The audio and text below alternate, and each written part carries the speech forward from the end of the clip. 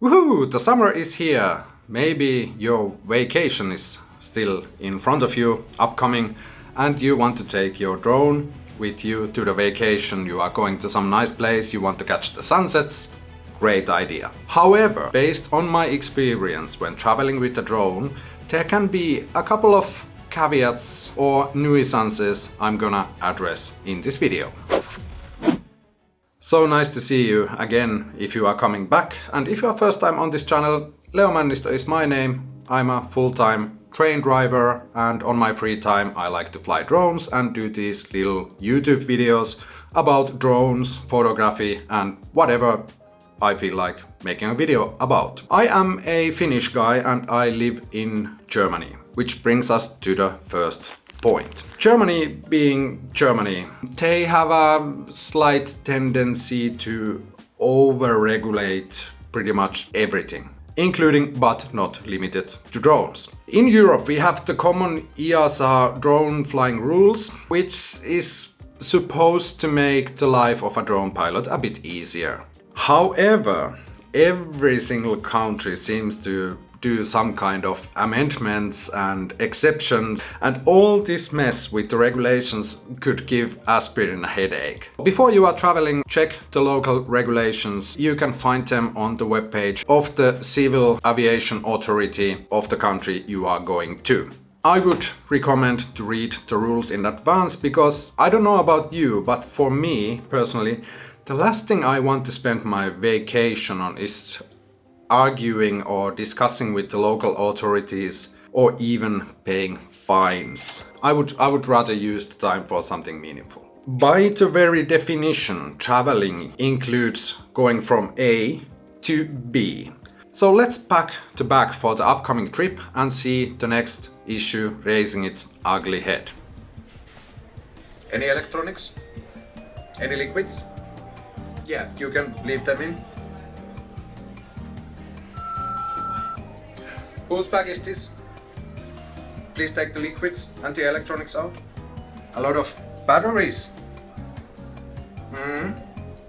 You see, the problem is that when a lithium-ion battery, like this camera battery I have here, begins to burn, it will burn. And the last thing I want to be in on my vacation, besides arguing with the authorities, is in a burning aluminium tube in the height of 37,000 feet above the ground. Airlines have implemented, due to accidents and incidents in the past, regulations regarding to batteries. For example, I don't know all of the airlines, but I just googled Lufthansa. They allow you to take 100 watt-hours lithium-ion batteries with you, and if you get a special permission from them, you can take up to 160 watt-hours. And for example, this little battery here is for my Sony camera and it says 16.4 watt-hours. I checked the DJI Mini 3 Pro battery which I'm flying and it was something like 18. And when you add your phone and some power banks, you can really easily go over the 100 watt-hours. So check the regulations of your airline you are flying with and stay reasonable, because, you know, fire in an airplane, it's not so cool. I think it's pretty hot actually, unpleasantly hot. Okay, but what if I stick the batteries to my check-in luggage? Really? Think again. Trevor Air Flight 3092 Amsterdam is now ready for boarding at gate B7862. Your bag, it does look a little bit dense and big. Yeah, you know, we at Trevor Air, we insist that it fits into this cage. Could you please put it in this cage so we can measure your bag? Yeah, don't push. We see if you push.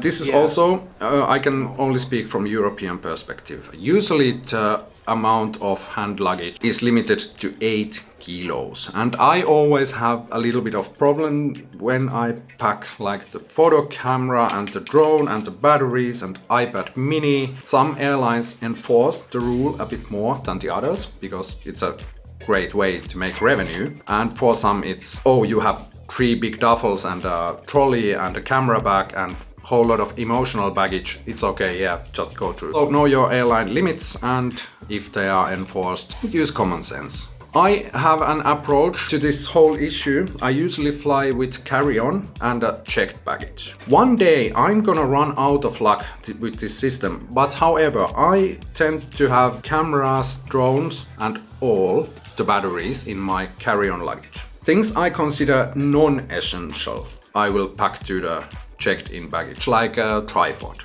And as said, I'm waiting for the day that my luggage doesn't arrive, and then I'm without a tripod, but that's something I can handle.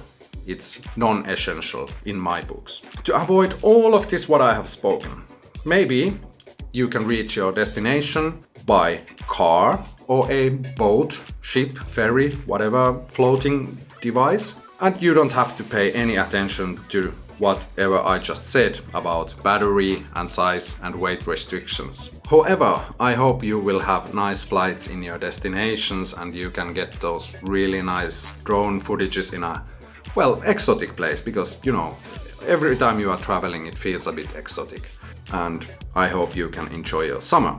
Thank you so much for watching. If you have something to add, down there on the comments please. I would love to hear from you and what are your experiences. Maybe you could even subscribe, it would help the channel if you found this video useful and you haven't subscribed already. Thank you so much for watching. We see you next time when I feel like posting a video. Until then, stay safe, take care and goodbye.